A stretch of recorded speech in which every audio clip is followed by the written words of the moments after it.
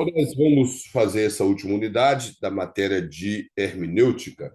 Na última unidade, nosso tema aqui é o título, melhor dizendo, é a linguagem bíblica e as figuras de retórica. Então, a Bíblia ela é cheia de figuras de retórica e de determinados tipos de linguagem que nós precisamos de entender para interpretar a Bíblia corretamente. Sem esses tipos de linguagem, sem um conhecimento de nós podemos cair no risco de interpretar o que é alegórico de forma literal e o que é literal de forma alegórica. E não confundir determinados tipos de linguagem, como alegoria e tipos, simbolismo e tipo, para que nós não venhamos a entrar em contradição com o próprio texto. O comandante vai falar assim, ó, que o cuidado do intérprete quanto à linguagem bíblica é um aspecto fundamental para a correta interpretação do texto sagrado. Então, nós observamos essa linguagem que o escritor sagrado ele deixou para nós, ao ter certeza de que aquela linguagem ela é um tipo, ela é um símbolo, ela é uma parábola ou ela é um enigma, vai nos ajudar a interpretação. Boa parte ou é uma ironia, por exemplo, nós vamos ver aqui sobre a questão da ironia. Tem passagens na Bíblia que tem ironia, não no sentido de ironia na filosofia, mas às vezes ironia mesmo de forma irônica. A passagem, por exemplo, de Elias, quando ele, com os profetas de Baal, que ele fala, fala mais alto, quem sabe ele está dormindo, ou ele foi viajar. Aquilo é uma ironia que ele estava fazendo. E existem linguagens hiperbólicas, hipérbole, que tem a ver com exagero.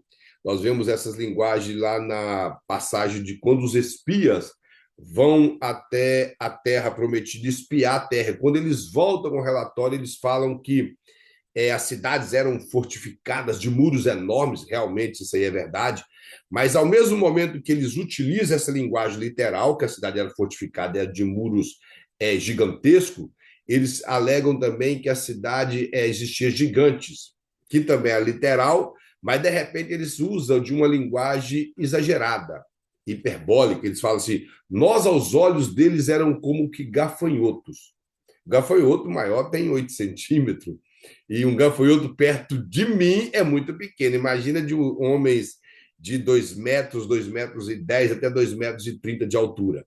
Então, eles colocaram uma forma exagerada, porque eles eram pequenos perto desses homens de 2 metros e 10 a 2 metros e 30, ou até 2 metros e 90, como que era o caso de Golias, ou 3 metros e pouco, mas não era como um gafanhoto. Então, você vê que é o exagero, o medo fez isso. Então, esses tipos de linguagem, quando você observa na Bíblia, você vai ver que não é literal. Você não vai falar, os homens que foram diante foi visitar a Terra Prometida, eles eram como gafanhoto perto do homem. Então, parecia que os homens tinham mais de 40, 50 metros de altura, se for olhar desse jeito. Então, o texto tem que ser interpretado dentro da linguagem que ele quer apresentar. Ele fala, a Bíblia ela ter sido escrita em 3 idiomas, ela constitui um desafio para o leitor. Nós já falamos isso, que ela foi escrita em hebraico, quase todo o Antigo Testamento, com partes em Esther e em Daniel escrito em aramaico, que o termo pode ser também lá, a palavra aramaica, ou a língua aramaica também, ela é chamada de língua siríaca, ou siríaco, que é a mesma coisa. Nós vemos isso em Daniel e vemos também no livro de Isaías e no livro de Reis, quando os homens que vão invadir Judá, eles falam em hebraico e os homens que estavam sobre o muro falou, fala para nós em siríaco, que seria o mesmo que aramaico. Então, essas línguas, ela se tornam um desafio porque elas não são faladas mais. Temos como estudar, temos bons livros, o que nós chamamos de léxicos, que são dicionários, tanto da língua hebraica como da língua grega, que nos ajuda na interpretação dessas palavras que são usadas na Bíblia, ou até mesmo de alguns verbos e algumas coisas. Como eu falei com os irmãos, eu vejo a dificuldade, porque o nosso curso, sendo um curso médio, ele não tem o hebraico e o grego. E não é uma matéria muito fácil de aprender, mas não é impossível. E você pode aprender isso até na própria internet, com professores comprando curso e aprendendo. Existem cursos bons de hebraico e grego que te ajudaria na interpretação das escrituras, mas teria que ser estudado com cristão ou judeu cristão, porque os judeus em si eles acabam fazendo muita firula com palavras em hebraico. É aquela divisão de palavras, é a junção de palavras. E se você for pegar o hebraico e ficar criando números com letra, acaba trazendo interpretação que não tem nada a ver com o que o escritor quer falar. Mas do grego já não tem essa tanta coisa que o hebraico, os judeus querem fazer com o hebraico, principalmente os judeus místicos, como os cabalistas e os reformistas. Mas os judeus ortodoxos já são mais diretos na língua da Bíblia. A questão da linguagem, irmãos, principalmente da língua original, isso pode trazer certa dificuldade, porque nós não podemos fazer doutrina com traduções. Mas hoje nós temos boas traduções que nos ajudam a entender os textos bíblicos. Ele vai mostrar aqui no capítulo 1 a importância e observação sobre a linguagem bíblica. Ele vai dizer que a palavra de Deus será melhor compreendida se o leitor estudar cuidadosamente o seu conteúdo. Um dos fatores que demanda atenção meticulosa é a linguagem e a terminologia bíblica. Primeira coisa que ele fala é que o estudante da palavra de Deus tem que ter cuidado. Cuidado com a sua forma de compreender. Ele tem que ser cuidadoso no conteúdo bíblico. Nós não podemos ler de qualquer maneira e criar achismo. Temos que interpretar corretamente e aplicar corretamente. Ele vai falar que um fator que demanda muita atenção, ser cuidadoso, é o tipo de linguagem e as terminologias bíblicas. Como eu falei, alguns termos que a Bíblia utiliza, que pode ser confundido com outra coisa e acaba trazendo interpretações erradas. Outra coisa que ele fala no segundo parágrafo, no finalzinho, ele fala assim, ó, não nos é permitido, em hipótese alguma, modificar, alterar ou tirar a força e impacto dos termos bíblicos. Nós não temos o direito de querer mudar, querer, dentro dessa mudança, alterar ou tirar qualquer coisa que possa vir causar mudança naquilo que o escritor quis passar para nós e, principalmente, que o Espírito Santo inspirou para transmitir uma mensagem. De maneira alguma, nós podemos fazer isso nem quando a nossa igreja, a nossa denominação, defende aquela linha de raciocínio, aquele tipo de interpretação. Se a interpretação da nossa igreja não está correta, você pode respeitar, mas não precisa seguir. E nem quando nós queremos defender, como nós estávamos conversando aqui antes, linhas teológicas. Se não é heresia, nós não precisamos de querer debater nem nada. Se é heresia, claro, vamos debater, vamos provar que a pessoa é herética, mas as pessoas querer adaptar a Bíblia ao seu raciocínio, ao seu tipo de pensamento, alterando coisas da Bíblia, isso aí é ruim. Vou dar um exemplo que, inclusive, é alterado na Bíblia das Testemunhas de Jeová. Eles alteraram João 1 e versículo 1. O texto que todos conhecem, no princípio era o verbo estava com Deus, o verbo era Deus. As Testemunhas de Jeová colocam, no princípio era a palavra estava com Deus, que a palavra logos é o mesmo que palavra. Eles vai falar e termina. E a palavra era um Deus e não Deus. Eles acrescentaram o artigo que não tem no grego, acrescentaram o artigo definido, e diz que Jesus ele é um Deus menor do que o Deus Pai, alegando que Jesus foi criado. E o texto no grego, o texto da nossa Bíblia em português de João Ferreira de Almeida, em inglês, as boas traduções em francês, todas elas trazem o mesmo sentido teológico, que Jesus, ele no princípio estava com Deus, ou seja, ele é atemporal, ele estava desde a eternidade com o Pai. E ele fala, no princípio era o verbo, ou seja, ele é atemporal, ele estava com Deus, estava presente junto com o Pai, e ele é Deus, mostrando a sua divindade. Então, não podemos mudar isso. Se nós mudamos que ele estava com Deus, no princípio era o verbo, mostrando que ele tem um princípio de vida, a palavra. E após ele ter tido esse princípio de vida, ele passou a viver com Deus. Essa é a interpretação do testemunho de Jeová. E ele era um Deus menor. E não é isso que o texto quer dizer. Isso é alterar as terminologias bíblicas para adaptar aquilo que eles acreditam. Então, as testemunhas de Jeová mudaram cerca de mais de 40 textos na Bíblia e tiraram aproximadamente uns 20. Que, quando eles viram que não tinha como mudar, eles tiraram. Tiraram os textos bíblicos. E eles tiraram por conta própria, né? Nem que acharam alguns manuscritos que eram manuscritos não bem feitos, que tiveram algumas alterações ou faltavam alguns versículos. Não, eles tiraram por conta própria.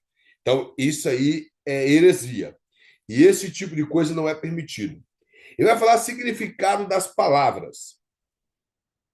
Ao lado dos significados específicos, muitas vezes a palavra tem uma variedade que denota de denotações vulgares. Vulgares aqui não tem o sentido pejorativo de hoje, aqui tem o sentido de denotação comum.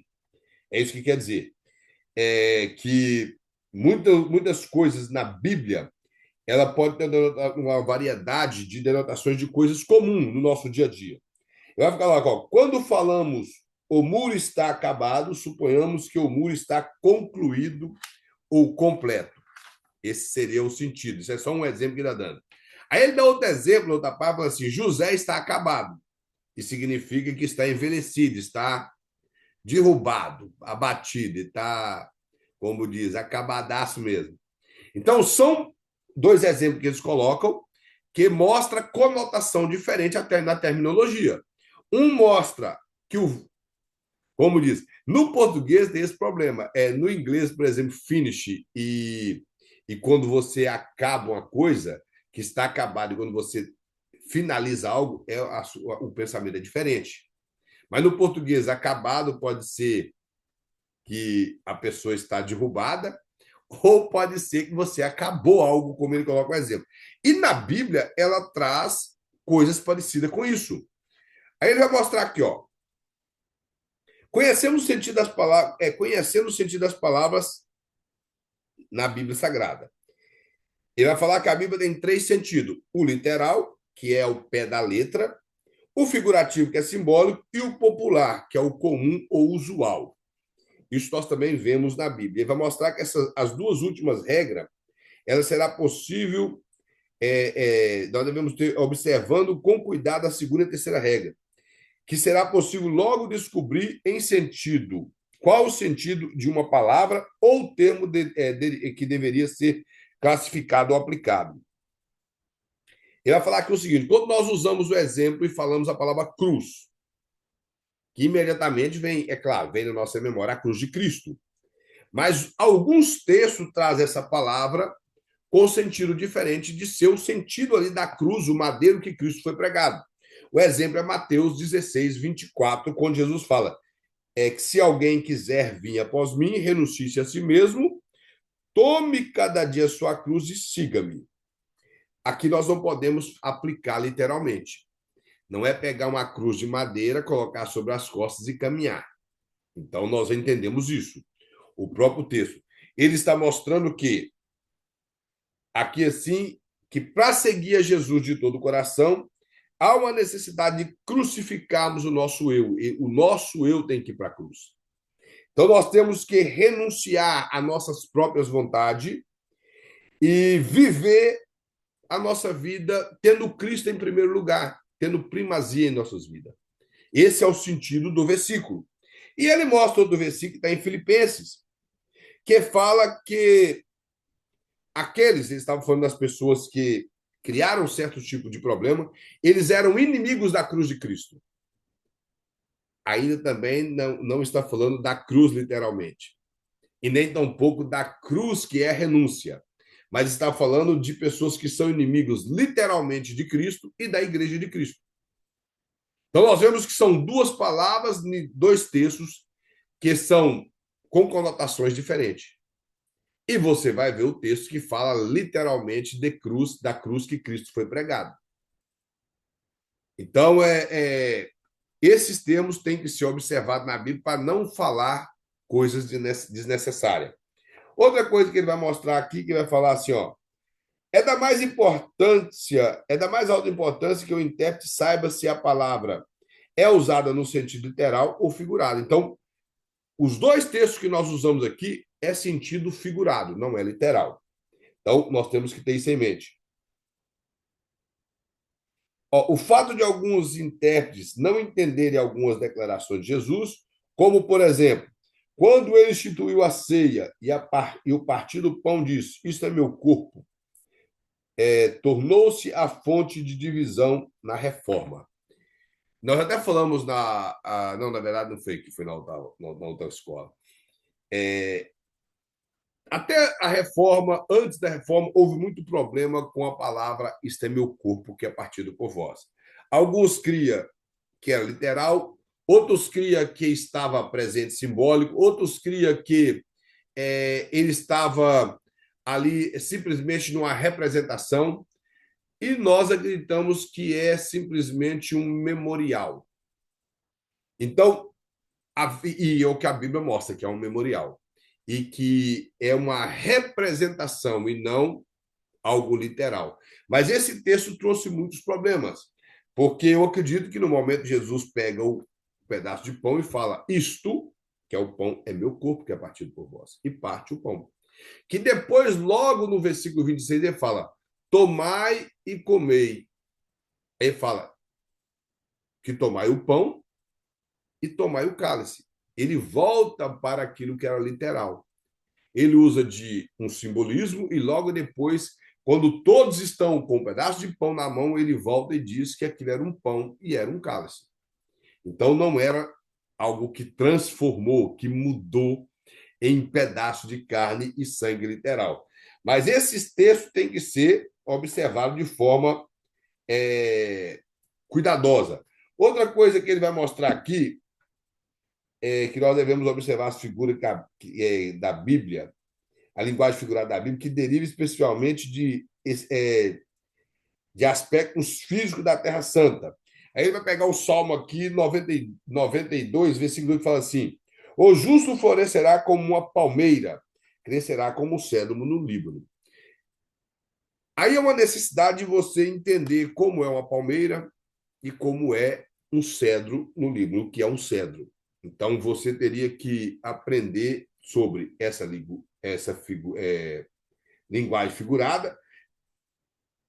Você teria primeiro que estudar sobre a palmeira para você ter uma boa interpretação. Não é simplesmente ler e lembrar das palmeiras do Brasil. Você tem que lembrar da palmeira que era em Israel.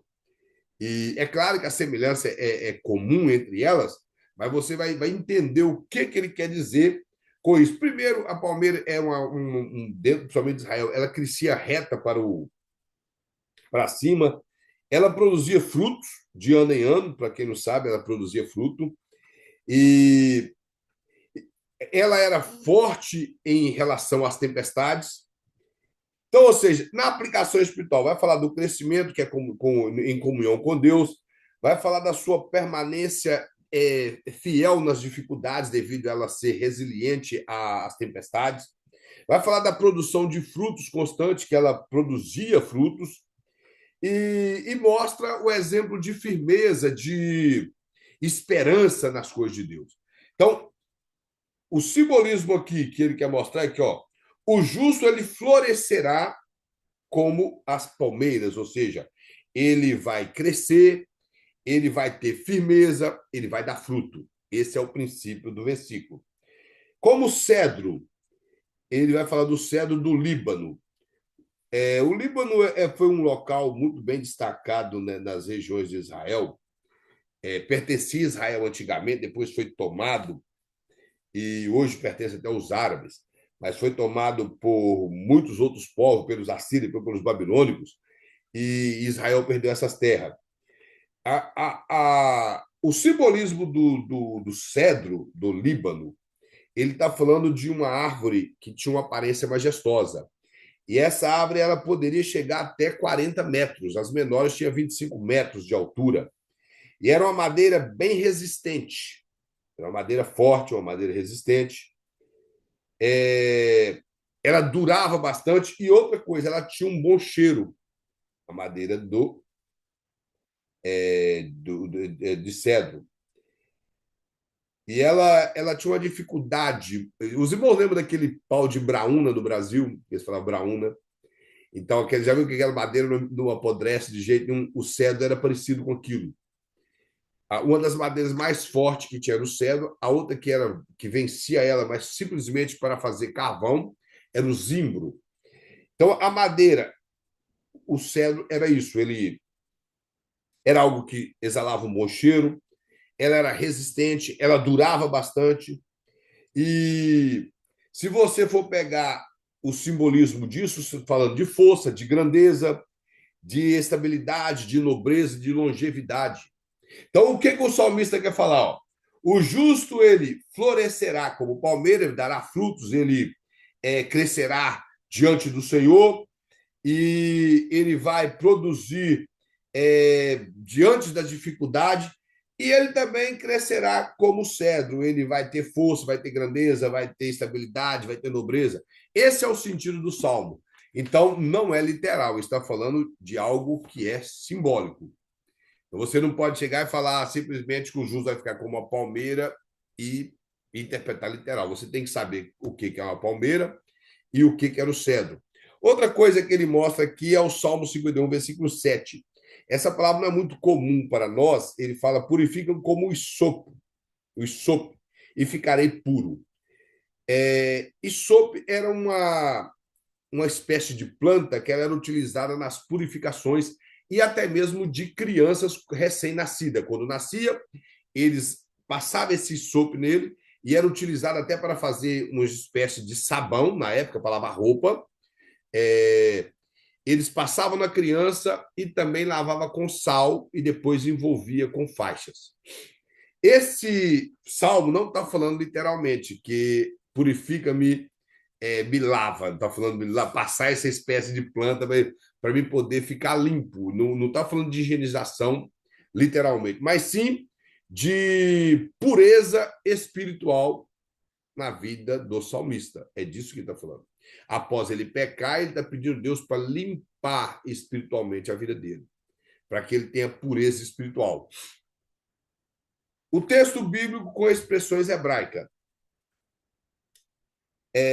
Aqui é claro que ele está citando o Novo Testamento, mas nós temos que entender o seguinte: a língua que Jesus falava, eu já até expliquei para os irmãos, era o aramaico, que foi a língua que eles aprenderam na Babilônia. Então, os escritores bíblicos, eles pegaram as expressões de Jesus em aramaico e escreveram em grego. Então, o pensamento é em aramaico. Está entendendo?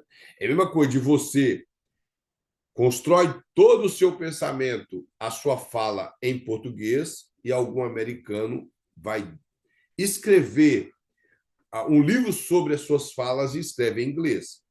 Mas ele está escrevendo, por ele dominar a língua português, ele está escrevendo da perspectiva daquilo que você falou em português. Então, aqui a perspectiva era em aramaico, porém escrita em grego.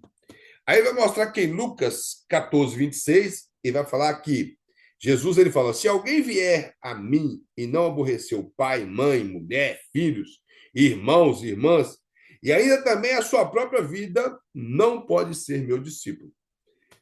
Você não pode interpretar isso aqui literalmente nunca. Literal, você tem que entender o contexto, porque senão você vai criar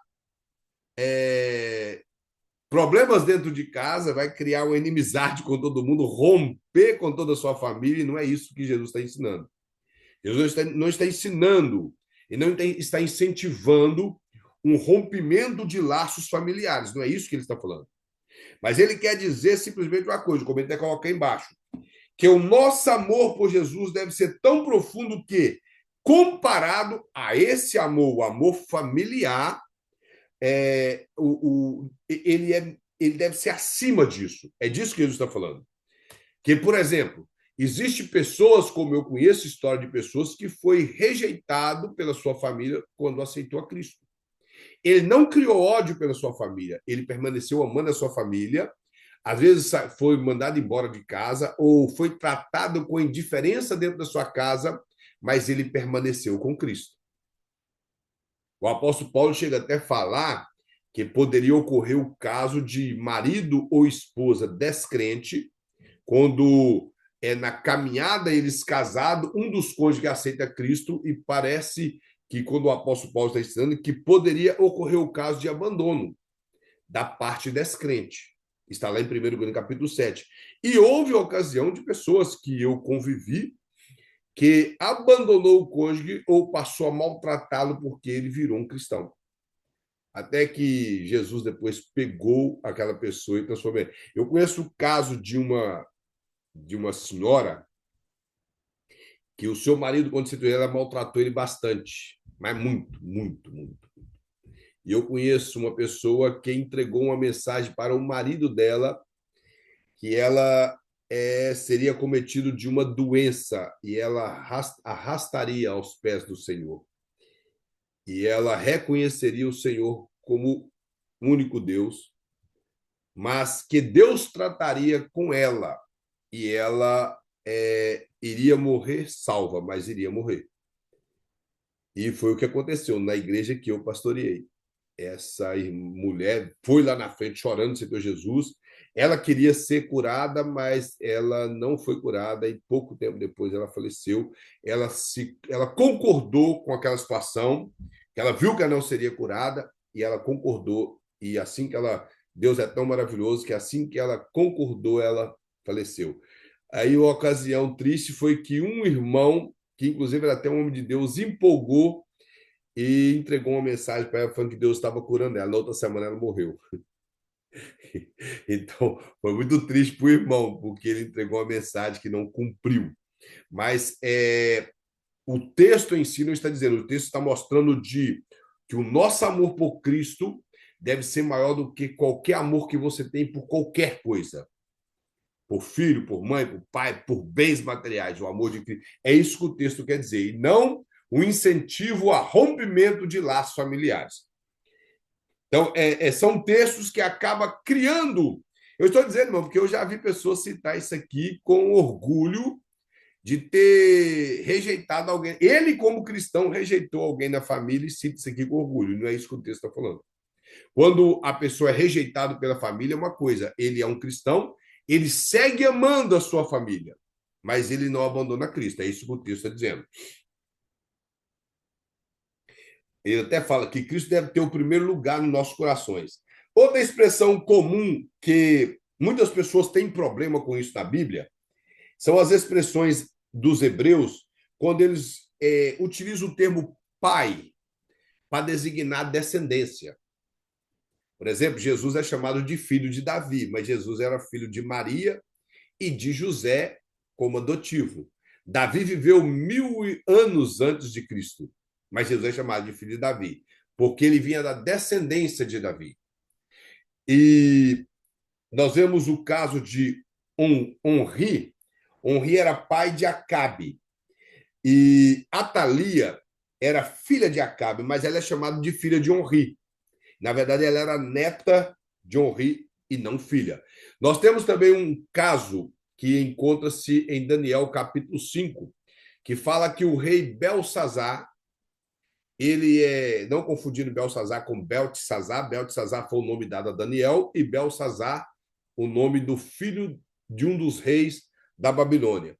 Belsazar, ele é considerado o segundo rei da Babilônia, que tinha 3 reis. Eles poderiam ter até 3 reis, mas o primeiro rei que sentava no trono é quem mandava em tudo. Aí tinha o filho mais velho, que seria o segundo rei, e o terceiro poderia ser nomeado por alguém. Pelo fato de Belsazar ele oferecer a Daniel o terceiro posto de rei na Babilônia, implica que ele era o segundo. Então, implica que o primeiro rei era realmente o filho de Nabucodonosor.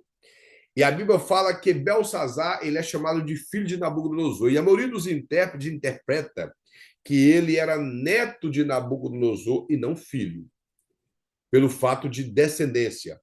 E tem várias outras passagens na Bíblia que mostram isso. Então nós temos que entender que nem sempre o nome que vem depois ali, talvez numa linha de uma lista de genealogia, seria realmente o filho que veio logo após a pessoa. Mas é claro que as listas de genealogia que tem em Cronos, que tem em Gênesis e tem em Mateus, há sim essa preocupação de ser o filho seguinte. Mas lembrando, por exemplo, que Salomão, ele é da linhagem de Davi, mas ele não era o primeiro filho de Davi. Ele não era o primogênito. Então nós temos que ter isso em mente, que nem sempre é o primogênito.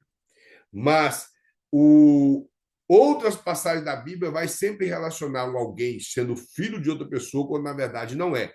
E também, apesar de não estar aqui, às vezes a Bíblia utiliza filhos como discípulo. Por exemplo, os filhos dos profetas não eram filhos literalmente de profeta, eram discípulos. Por exemplo, quando a Bíblia fala que Amós fala, eu não era profeta e nem filho de profeta. Ele não está dizendo que o pai dele não era profeta, ele está dizendo que ele não estudou na escola dos profetas. É isso que ele quer dizer. É só para os irmãos ter mente, porque eu já vi pessoa pregar e falar que o pai do profeta Amós não era profeta, mas não é isso. Filho de profeta, principalmente utilizado da boca de um próprio profeta, quer dizer que não estudou na escola de profetas criada por Samuel e dado continuidade por Elias e Eliseu. É isso que quer dizer. E lá também, quando Jesus expulsa um demônio, que eles falam, ele expulsa o demônio por Belzebu. E Jesus vai e fala: se eu expulso o demônio por maioral dos demônios, por quem expulso os vossos filhos? Os filhos ele também não está falando de filho, filho de sangue, está falando de discípulos dos fariseus. É isso que Jesus está falando. Então nós temos que ter esse cuidado com determinados termos da Bíblia. Aí ele vai pregar aqui vários outros nomes, como de Natanael e Bartolomeu, que tratava da mesma pessoa, de Tomé e Dídimo. Dídimo, Tomé, porque é a palavra hebraica para a palavra gêmeos, que é Thomas, que quer dizer gêmeos. E Dídimo é a palavra grega que quer dizer gêmeos também. Então, não tem dificuldade com isso, se você souber o significado.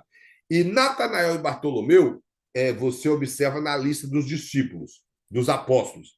E a questão, irmão, dos Herodes, nós temos vários Herodes, que Herodes não era um nome, era um título. Temos Herodes o Grande, que era pai de mais 5 Herodes que está na Bíblia. Herodes Antipa, Herodes Arquelau, Herodes Filipe, Herodes Agripa.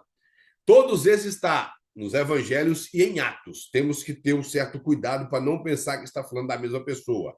O Herodes o Grande é o que perseguiu as crianças quando Jesus nasceu, após ele ter entre 2 anos a 2 anos e meio, que fez a matança das crianças.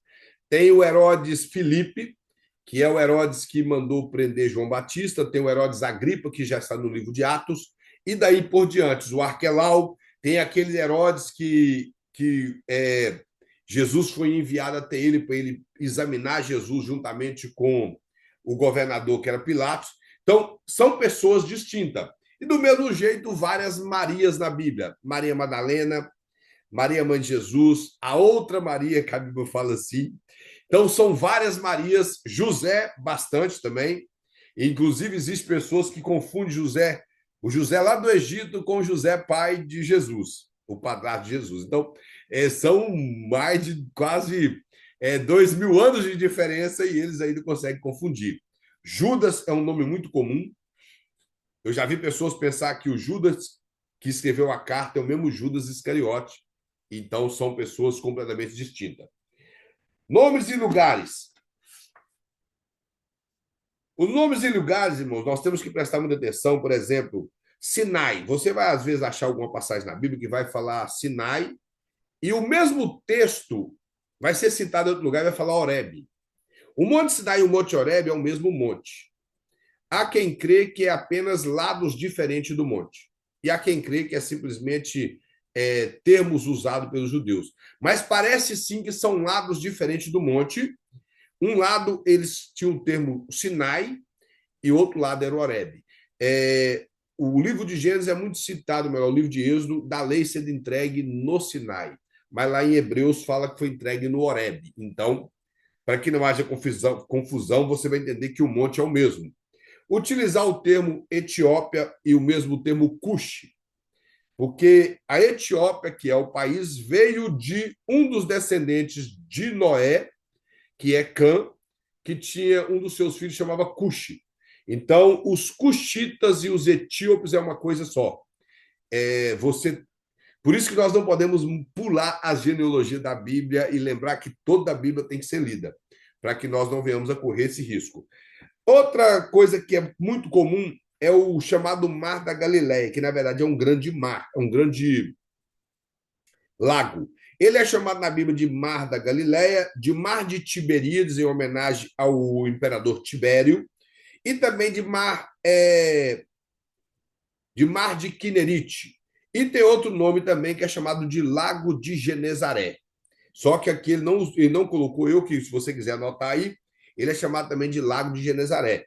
Então, o Mar da Galileia tem vários nomes, você vai encontrar no livro de Lucas de uma forma, no Evangelho de Marcos, no Evangelho de João, no livro de Números, como ele cita aqui, na verdade, aqui você vai achar também designação ao Mar Morto, que devido a ele ter um percentual muito alto de sal, muito além do comum, parece que os mares normais têm 5% de sal, ele tem de 25% a 28% de sal. Então, por isso que é chamado de Mar Morto, porque lá não tem vida. E também é chamado de Mar Salgado. É o mesmo mar. Talvez o chamado de Mar Salgado ficaria mais fácil para quem conhece a geografia. E outro mar Mediterrâneo, que também é chamado de Grande Mar ou de Mar Grande. E é o mar Mediterrâneo. As interpretações, irmãos, de expressões gregas. Um muito comum aqui, que é dentro da cultura grega, que nós vamos ver, é citado em Colossenses, quando fala que a cédula que nos era contrária, ele riscou a cédula que nos era contrária. Ali, sim, você vai olhar o contexto, você vai ver que está falando dos 10 mandamentos, que nos revelava como pecadores, revelava a santidade de Deus, mostrava que nós éramos incapazes de cumprir os 10 mandamentos da maneira, primeiro, escrita literalmente, da forma espiritual que Jesus interpretou. E esses 10 mandamentos, ele é comparado como uma cédula. A cédula era uma conta que as pessoas deviam. E ali estava listado a tudo aquilo que ele devia, se fosse no comércio, principalmente no comércio. Então, quando ele estava devendo aquilo ali e ele passava do tempo que ele devia, o cobrador costumava cobrar e colocar o que ele devia. Existiam bares antigamente que faziam isso, colocava a lista do nome dos devedores, onde paga lá de todo tamanho. Talvez os irmãos, não sei se vão lembrar disso. E dentro do pensamento grego, um comerciante ele pregava na porta da pessoa a dívida dele. E quando ele pagava, que inclusive usa até o termo lá, que todo mundo gosta de citar, quando Jesus fala tetelestai, que quer dizer está pago, ele pagava e a pessoa escrevia tetelestai e pregava novamente na porta do antigo devedor, para que todos que passassem, quando passaram anteriormente e viu que estava devendo, iria ver também que estava pago. E Jesus fez isso por nós na cruz do Calvário. Ele pegou toda a dívida que nos era contrária, ou seja, os 10 mandamentos que nós não tínhamos como pagar, e pagou por nós, cumpriu a lei por nós. Hoje nós vivemos na graça e a lei é aplicada em nossas vidas devido à santidade de Deus e nós buscamos guardar a lei de Deus para sermos santos. Isso é que o texto quer dizer. Que, inclusive, o versículo de número 15 fala que após ele cravar a cédula na cruz, a cédula do contrário, ele despojou principados e potestades. Ele tirou a roupa, a força deles.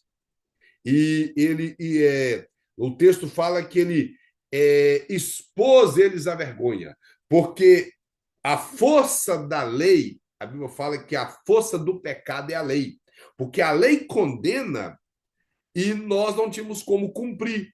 Então, quando Jesus cumpre, ele despoja os principados, porque o Satanás ele utilizava de quê? Da própria lei, que é legítima, para nos condenar. A pessoa cometeu um adultério, ele fala, adulterou.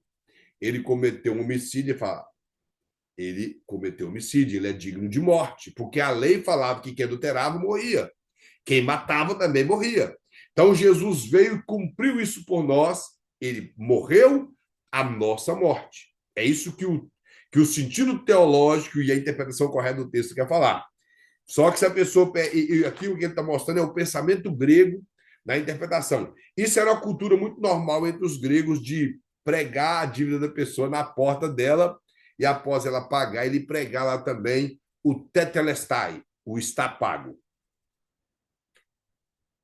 Outra coisa é o simbolismo e tipos da Bíblia. Ele vai mostrar uma coisa que, irmão, que nós não devemos confundir os símbolos com tipologia. Inclusive, existem livros, irmão, de tipologia bíblica muito bons, se os irmãos puderem comprar. Talvez depois eu vou colocar aqui no grupo aqui para os irmãos interessar. E vai mostrar ó, que os símbolos são meramente imagens figurativas, alegóricas e não reais. Já a tipologia são instituições, eventos, pessoas, cerimônias que está preocupando em representar uma realidade de forma figurada, designada dentro dos padrões bíblicos por Deus. Aí ele fala aqui, ó, é importante enfatizar que os objetivos é que os objetos, eventos, nomes e países que são simbólicos numa passagem bíblica nem sempre são simbólicos em outra passagem. Foi o que eu falei, que no pensamento de Orígenes, todo lugar que ele via escrito Jerusalém, ele tinha um pensamento que estava falando de Jerusalém, a cidade, e também estava falando de Jerusalém, a cidade celestial, e de Jerusalém, que pode simbolizar Cristo. Então, isso é heresia. Quando está falando de Jerusalém, que é cidade, é cidade. Jesus vindo em Jerusalém, está vindo a cidade. O sacerdote que desceu de Jerusalém até Jericó, ele desceu da cidade de Jerusalém e foi a cidade de Jericó, literal. Já em Apocalipse, Jerusalém às vezes está fazendo menção a Jerusalém celestial, que é a igreja de Cristo. Então, não é uma localidade, é a igreja de Cristo.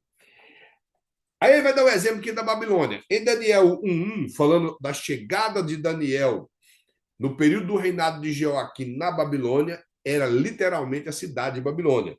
Já em Apocalipse, Babilônia está falando de, dentro do contexto apocalíptico, é simbólico, está falando de uma religião apóstata, uma religião que abandonou a Cristo. Do mesmo jeito que Jerusalém em Apocalipse simboliza a igreja verdadeira, Babilônia simboliza uma igreja apóstata, que abandonou as verdades de Cristo e estava caminhando de mãos dadas com o mundo.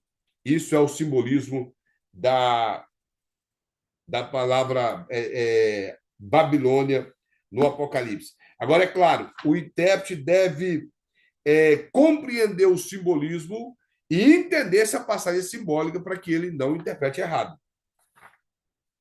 Outra coisa que ele vai mostrar são nomes simbólicos da Bíblia. Ela fala, alguns nomes bíblicos são associados à característica e a comportamento daquela pessoa ou lugar. Ele vai falar, por exemplo, a palavra traição. Geralmente, se imagina-se o nome de Judas. Mas o nome de Judas tem um significado até bonito, quer dizer louvor, não tem nada a ver. Mas as pessoas associam devido ao que ele fez. Então, pode associar o evento à pessoa dele, mas não simbolizar nome. Aí ele vai mostrar outra, a questão de dúvida, ao nome de Tomé. Inclusive, as pessoas têm negócio. Ah lá, ele é Tomé, porque ele não acreditou. Então, é um Tomé da vida.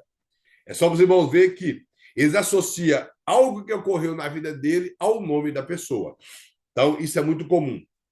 Aí eu falo, os nomes simbólicos se dão por meio de característica. Ele vai mostrar, por exemplo, o Egito. O Egito ele é um país, literalmente, do norte da África. Isso está em Gênesis 41.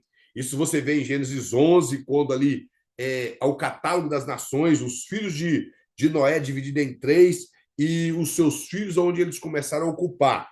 E o Egito, ele é chamado lá de Mizraim. Mizraim está no norte da África.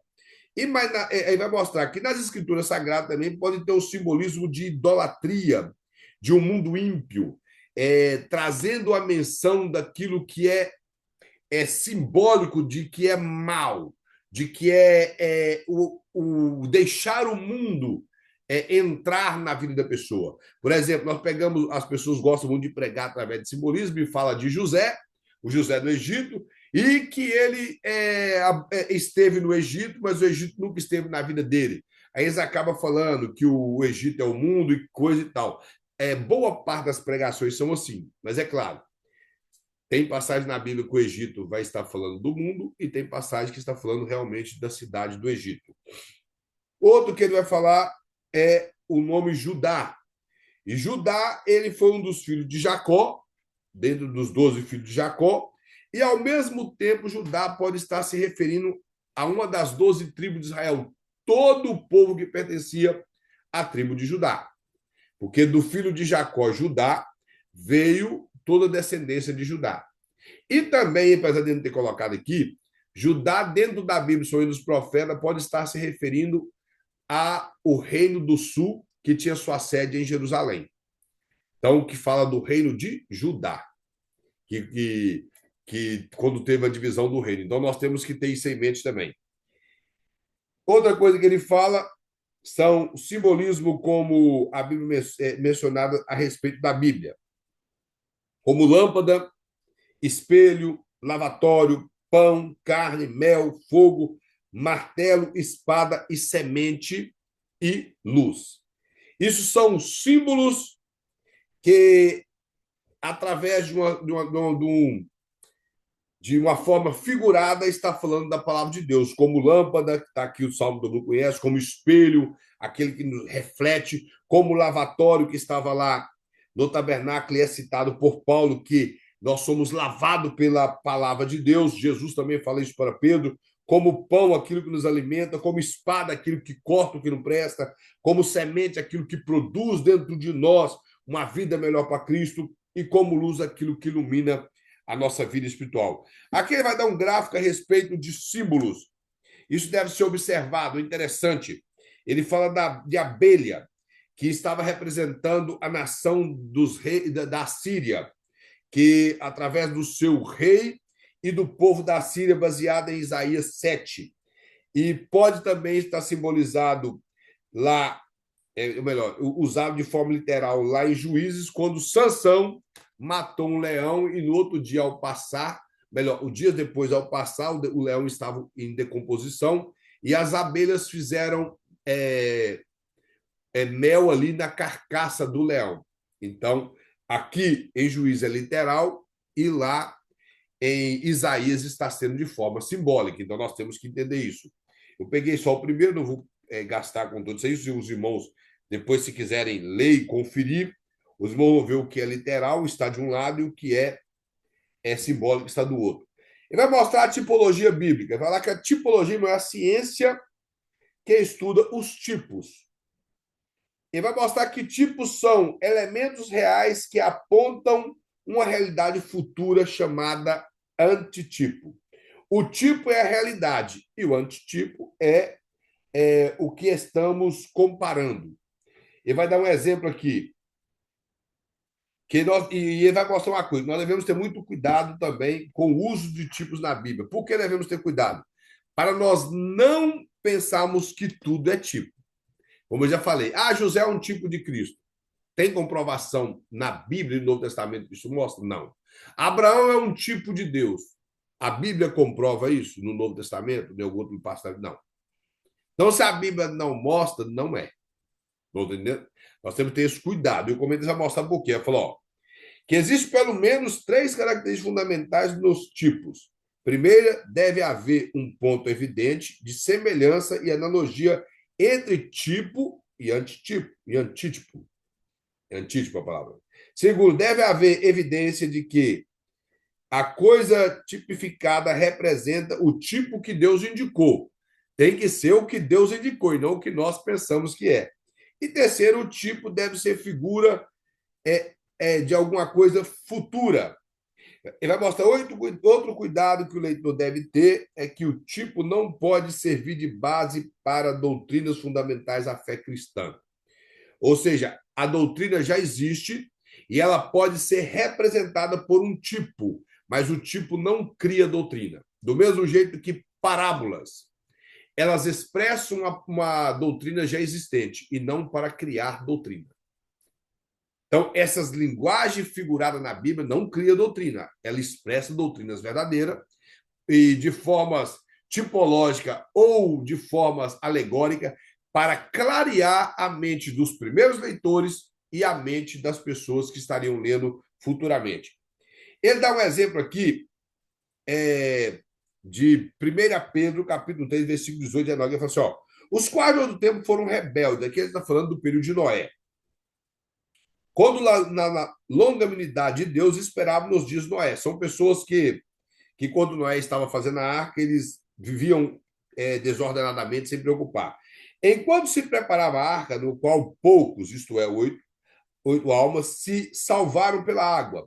Quem também, como uma verdadeira figura, agora vos salva o batismo, não do despojamento da imundícia da carne, mas da indagação de uma boa consciência para com Deus pela ressurreição de Jesus Cristo.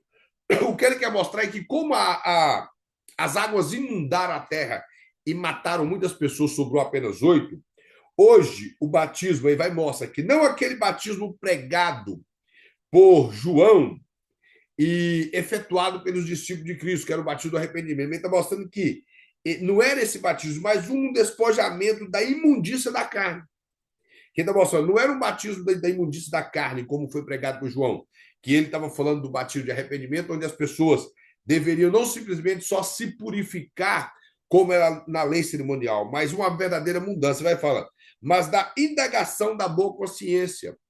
Esse batismo que ele está representando que ocorreu, fazendo a comparação com o período de Noé, é que o povo não teve consciência daquilo que Deus falou, da mudança do que ia acontecer, e eles não mudaram de vida. Então veio o dilúvio e destruiu todo mundo. E ele fala que, assim de forma figurada, as pessoas que passam pelo batismo não é simplesmente passar por um processo de lavar da imundícia da carne, de tomar banho, mas sim de uma consciência pura com Deus. Por isso que João Batista, quando fala do batismo, ele fala que deve vir acompanhado de arrependimento, porque o batismo de João Batista era contrastando com a lavagem que as pessoas faziam no livro de Levítico. De, por exemplo, uma pessoa encostou num corpo morto, ele tomava banho e se purificava de tarde. Então, ele está dizendo que não é apenas isso, mas que é uma mudança de consciência, é um reconhecimento das boas coisas de Deus e ressuscitar em Cristo Jesus. Morre com Cristo e ressuscita com Cristo. Ele fala que alguns exemplos de tipo na Bíblia. Ele fala que grande parte da tipologia bíblica se encontra no Antigo Testamento. O Antigo Testamento é repleto de tipologia. Ele vai mostrar principalmente os ensinos do tabernáculo, a relação com o sacerdote, sua roupa e tudo, o simbolismo e a tipologia dos sacrifícios, que tudo era tipo de Cristo. Isso sim, o sacrifício era tipo de Cristo. E ele vai mostrar que no Antigo Testamento também e nas Epístolas aos Hebreus mostra muito tipo. O Evangelho de João ele fala que é o que menciona vários tipos de Cristo, como Cordeiro de Deus, Jesus se apresenta como templo, ele fala que eles poderiam derrubar aquele templo e ele levantaria em 3 dias. Serpente de bronze, quando ele está falando com Nicodemos, que como Moisés levantou a serpente no deserto, ele também seria levantado na cruz, como água viva após pregar para a mulher samaritana, como maná que desceu do céu após pregar para as pessoas que comeram do pão multiplicado ali no capítulo 6 do Evangelho de João, que aquele pão só matava a fome aqui na terra, mas ele era o pão que saciava a sede, a fome eternamente, como rocha da água viva, pastor de ovelhas e grão de trigo. Então, isso são tipos de Cristo. Ele próprio expressa isso. Nós vemos isso com muita clareza nos textos. Não há tanta dificuldade com isso. Ele vai mostrar que outros exemplos de tipo no Novo Testamento é a ceia do Senhor, como nós já falamos, ela tipifica a morte e a vinda de Cristo. O batismo, ele tipifica a morte para o mundo, isso nossa e não de Cristo, e a ressurreição para a nova vida em Cristo. Então, são tipos e não realidades. O batismo é um tipo de morrer para o mundo e viver para Cristo, ressuscitar com Cristo. E a ceia é um tipo da morte e ressurreição de Cristo e a sua segunda vinda. Ele dá um gráfico aí, irmão, de tipos, que eu já vou descartar alguns. Se você quiser pegar, ficar com o pensamento do escritor, eu respeito. Mas Enoque não é tipo de arrebatamento de igreja, isso é mentira. Eliezer não é tipo do Espírito Santo, também não, isso é pensamento de pentecostal. Faraó não é tipo do inimigo do povo de Deus que escravizava em certos momentos de sofrimento, também não. E Ruth não é tipo de quem segue a Cristo, não é tipo. Já o levantamento da serpente do deserto realmente é um tipo de Cristo, você vê isso o próprio Cristo falando. O sacrifício de Abraão, que ele iria fazer, não Isaac, mas, apesar que ele fala que seria oferecendo o filho primogênito, mas, na verdade, o sacrifício de Abraão aqui, como filho primogênito, se torna um pouco complicado, porque Isaac não era o primogênito de Abraão, era Ismael. E o fato da Bíblia falar o seu filho único, ali era o único que vivia com ele na casa no momento em que ele amava, verdadeiramente. Então não tem a ver, porque Ismael foi o primogênito. E a lei de, apesar que a lei de Moisés veio depois, mas Abraão entendia que o primogênito ele tinha direitos também, como Deus abençoou a vida de Ismael. A noite da Páscoa realmente significa os crentes realmente guardados, que tanto aconteceu no Egito como não. O Egito tipifica o mundo, como já falamos, a escravidão. A Babilônia tipifica o poder do mal, a apostasia de orgulho. O cordeiro tipifica Cristo, a ovelha, crente. E raposa tipifica pessoas astutas. O próprio Cristo fala isso. Mas, se você vê raposa, talvez na Bíblia vai estar falando de raposa mesmo. Uso bom de provérbios e parábolas. Os provérbios, Moisés vai mostrar aqui que são expressões concisas acerca da vida no geral. Lembrando, provérbios não é lugar também de fazer doutrinas. Os provérbios eles expressam verdades que denota a nossa maneira de viver, mas não é lugar de você criar doutrina. As doutrinas já existem.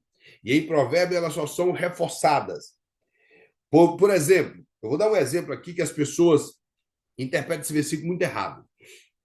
E ao interpretar errado, depois se frustram com Deus. Provérbios 22:6 fala assim: ensina o menino no caminho em que deve andar, porque quando crescer, não se desviará dele. Isso aqui não é caminho cristão, primeira coisa. Se você olhar todo o contexto, não está falando de caminho cristão. Está falando que você caminha e o seu exemplo ensina o seu filho dentro do seu exemplo. Não é indicar o caminho, é você traçar o caminho com ele. Isso implica que se você é um trabalhador e ensina o seu filho a trabalhar, ele vai crescer sendo um trabalhador. Ele vai ser um folgado dentro de casa. Se você ensina o caminho de servir a Cristo, com o seu exemplo de servir, ele vai ver o seu temor, vai ver o seu exemplo e vai seguir o mesmo caminho. É isso que o texto está falando. Ele não está dizendo que é caminho cristão. Ele está dizendo que você ensina no caminho, seja o caminho do trabalho, o caminho da honestidade. E para ser honesto, não precisa ser cristão. Basta ter caráter. Isso não tem a ver com ser cristão. Tem a ver com pessoas que têm pessoas que têm virtude. Nisso aí, ser honesto, uma pessoa, por exemplo, que encontra algo na rua vou colocar uma carteira, e ele entende que o Código Penal, estou dizendo no Brasil, o penal brasileiro, fala que existe uma lei chamada que você não deve manter um objeto que não é seu. É chamado de lei da apropriação indevida. Se você mantém algo que é seu, que não é seu, lá você achou uma carteira que tem documentos que prova que é de alguém, você mantém aquilo, isso é crime e isso reflete uma pessoa de mau caráter. Ah, eu achei, achado não é roubado. Dentro do Código Penal brasileiro, isso é considerado como roubo. Então, uma pessoa de caráter não precisa ser cristão, ele vai devolver, como existe pessoas que fazem isso. Existem pessoas que fazem isso. Mas o sentido bíblico é ensina o menino no caminho. Você, com o seu exemplo, ensina ele caminho do trabalho, caminho do bom caráter, caminho de respeito, respeitar pais, respeitar mãe, respeitar os avós, respeitar autoridades. Então, ele não vai desviar disso aí. Ele vai criar dentro dele uma questão ética e moral que ele não vai desviar. Então, é isso que o texto está ensinando. Então, tem pessoas que se frustram, que falam, eu criei o meu filho no caminho do Senhor, e depois que ele virou adolescente, ele desviou. E a Bíblia fala que ele não desviaria do caminho. Não está falando disso aí. Ele não desviará do caminho que você ensinou. É isso que o texto está falando. Não do caminho do Senhor. Agora, ele chegar à razão dele mesmo, ele foi bem ensinado. Não é ser arrastado para a igreja, é ser ensinado. Que é diferente de levar para a igreja. É ensinar o caminho do Senhor. Aí ele cresce e guarda aquilo no coração. É só um exemplo, os irmãos, entender que provérbios não se faz doutrina e as pessoas, por isso, acabam se frustrando. Vai falar que os provérbios, como nós já falamos, o livro de provérbios ele é escrito em forma poética. Vai falar, o foco geral do livro de provérbios é o aspecto moral da lei, ou seja, a lei já existia e provérbios ele reflete de forma poética aquilo que a lei já expressava, de uma forma que inclui sabedoria, moralidade, castidade para as pessoas que não são casadas e controle da língua, a associações com outras pessoas e indolência e justiça. Então, esse tipo de coisa está tudo expresso já na lei. E o livro de Provérbios só vem para nos capacitar a guardar isso da instrução. Olha como que o cabeçalho de Provérbios ele inicia. No capítulo 1, versículo de 2 a 6, fala assim, ó, que os provérbios eles são escritos para conhecer a sabedoria, ele é para conhecer a instrução, ele para que você possa ter entendimento nas palavras da prudência, receber instrução, receber o conhecimento da justiça, do juízo, que vem também, da equidade, que é o equilíbrio, é aquilo que tem uma linha horizontal que coloca tudo no mesmo patamar, que não pende para um lado nem para o outro, e para dar ao simples prudência. Para isso são os provérbios. Ele vai clarear a nossa mente para entender a lei. Os provérbios são para isso. Por exemplo, nós costumamos utilizar de provérbios para expressar coisas sábias, ou expressar críticas ou coisas semelhantes. Nós utilizamos de provérbios para isso. Ele vai falar, ó, observar que há uma relação intrínseca, ou seja, particular, algo próprio dos provérbios com o entendimento é um modo de vida correta. Trata-se de viver sabiamente, trata-se de viver sabiamente e não diz respeito à mera aquisição de informações. Ele vai dar um exemplo aqui, ó, de um provérbio, que isso está até no Novo Testamento. Está lá em Lucas que fala assim: médico, cura a ti mesmo. Ele vai falar aqui, ó, que aplica-se a princípio a médico atacados de enfermidade física, os quais tratavam de curá-las a outros. O que ele quer mostrar é que existem médicos que estavam doentes, mas queriam curar outras pessoas. Então ele dá um exemplo: médico, cura-te a ti mesmo. Isso era provérbio, falado entre o povo.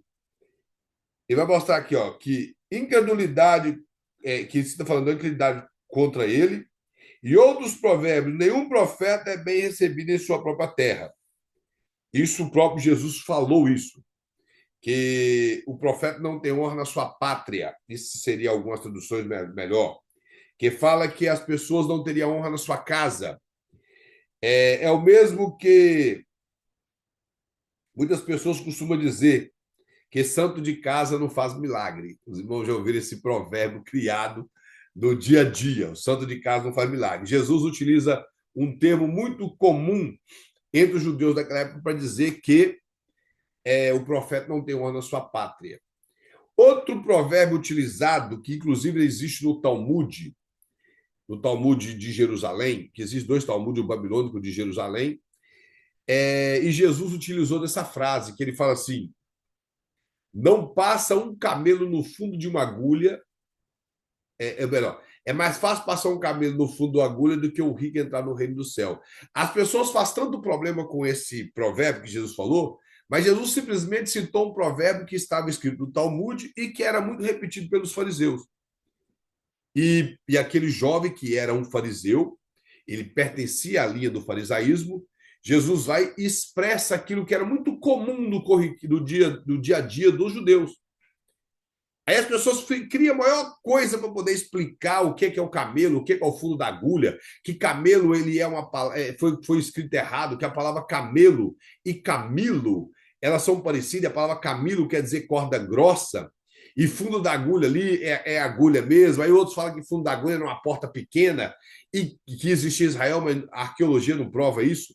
E são tantas coisas, quando na verdade Jesus só estava citando um provérbio comum do dia a dia do povo, dizendo: olha, aquilo que vocês dizem que a dificuldade de um rico entrar no reino do céu, que é mais fácil alguém passar. Eles utilizavam um provérbio assim: é mais fácil isso acontecer, o cabelo passar no fundo da agulha, do que isso acontecer. Era para tudo.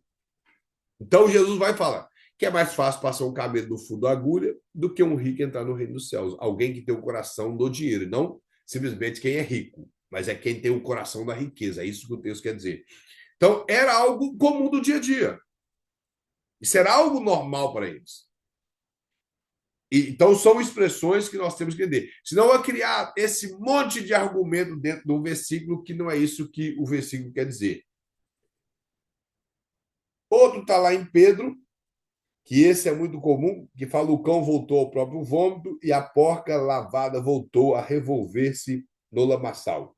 Ele mostra aqui que o apóstolo Pedro, ele está enfrentando os falsos mestres que já estavam apostatados da fé.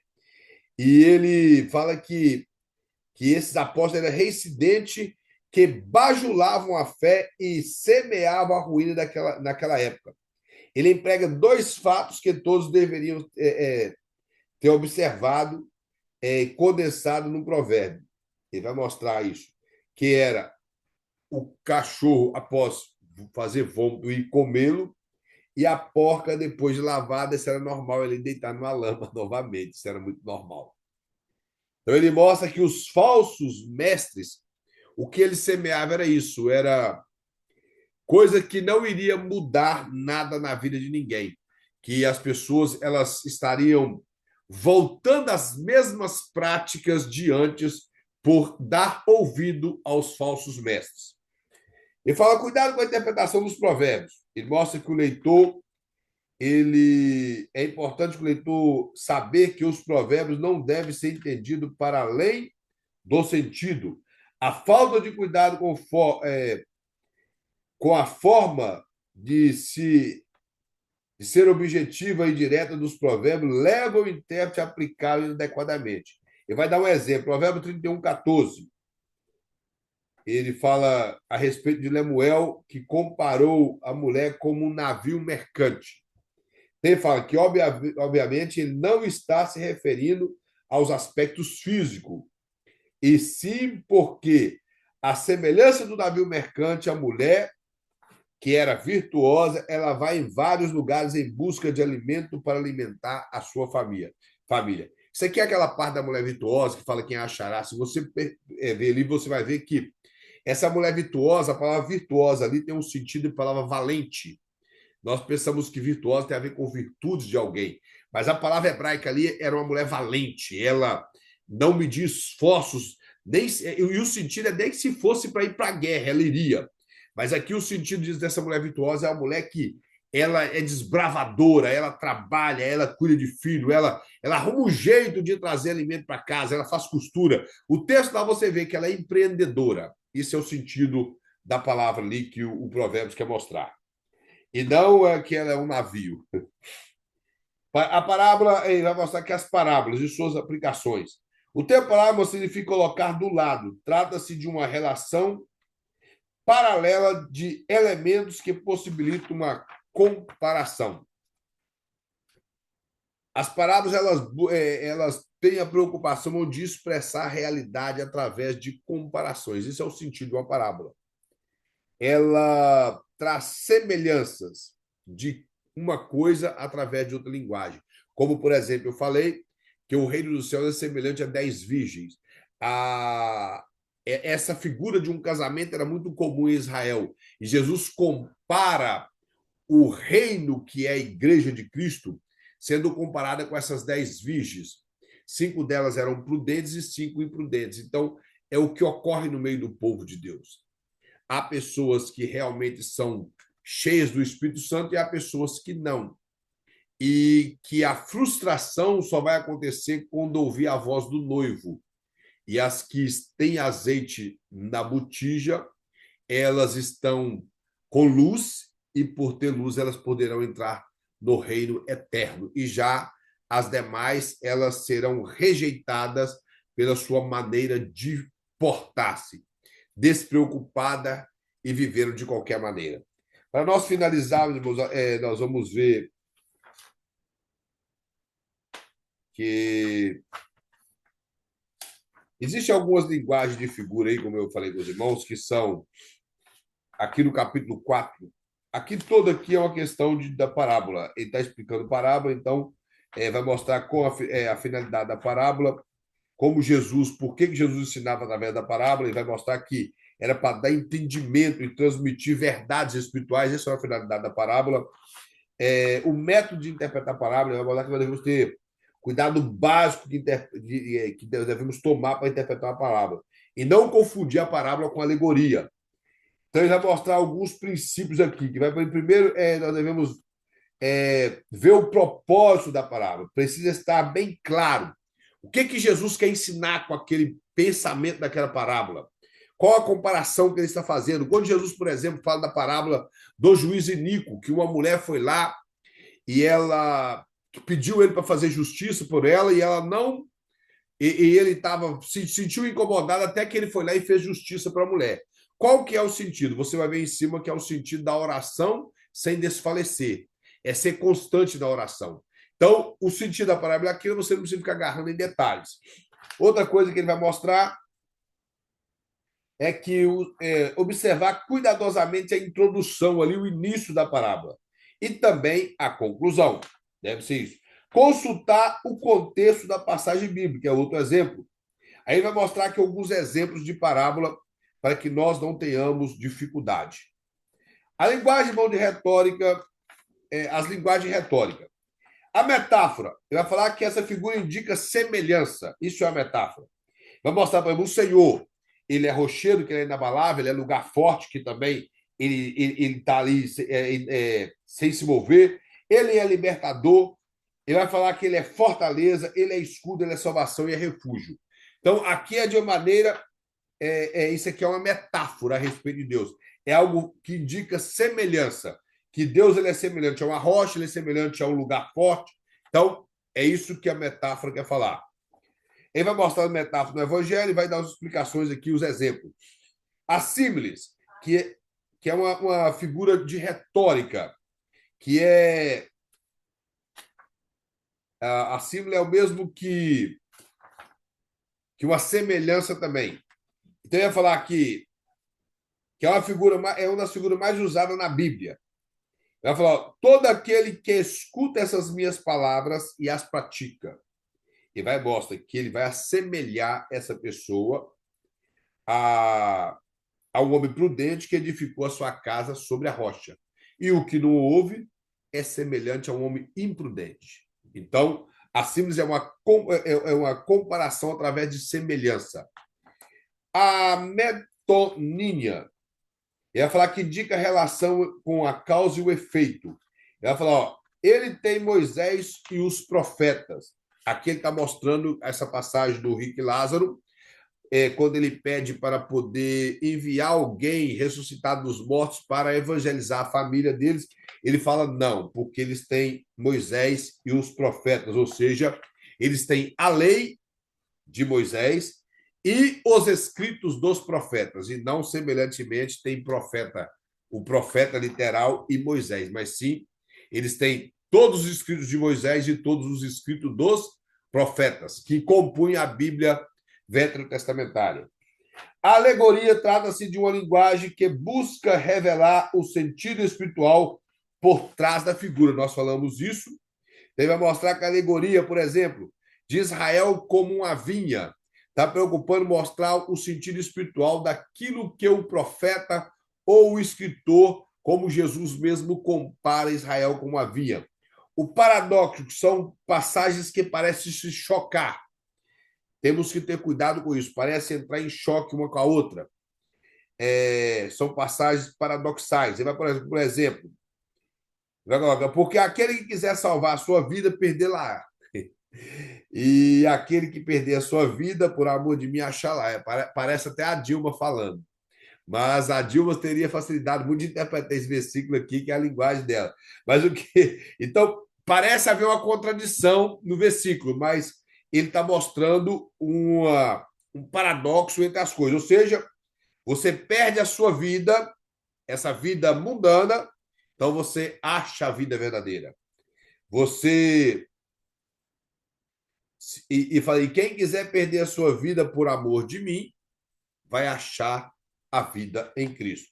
Aqui é um gráfico também de linguagens figurada. Seria bom você ler esse gráfico. E não é mais a conclusão. Então, irmãos, tem os exercícios.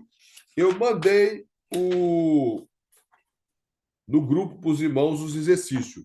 Amanhã, possivelmente, eu estarei postando a prova e os irmãos fazem a prova e me envia o meu privado para que possamos corrigir a prova e dar as notas.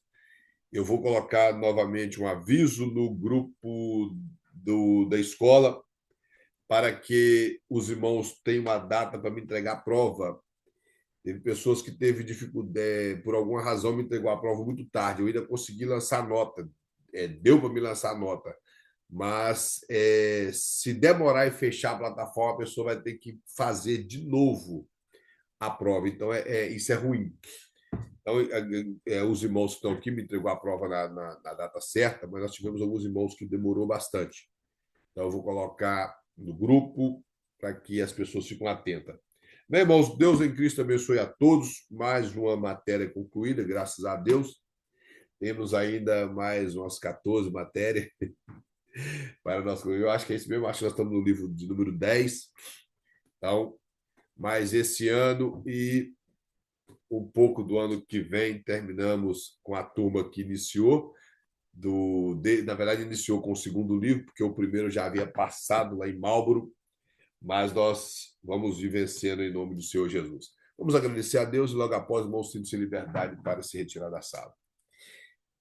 Senhor da glória, Deus eterno, Pai bendito, mais uma vez nós te agradecemos por tudo, ó Deus, por mais uma disciplina concluída, por mais um dia de aula. Abençoa os teus filhos, ó Deus, abençoa as tuas filhas, dá vitória, dá força na caminhada e sustenta, ó Pai, para continuar participando, ó Deus, do curso, estudando e, acima de tudo, aprendendo. Seja com cada um, ó Pai, dando uma semana maravilhosa, abençoando o lar de todos, guardando, ó Deus, dando livramento e colocando as bênçãos espirituais em cada lar, ó Pai, em nome de Jesus. Então, bom Deus, abençoe a todos tenham um excelente fim de semana, resto de semana, melhor dizendo.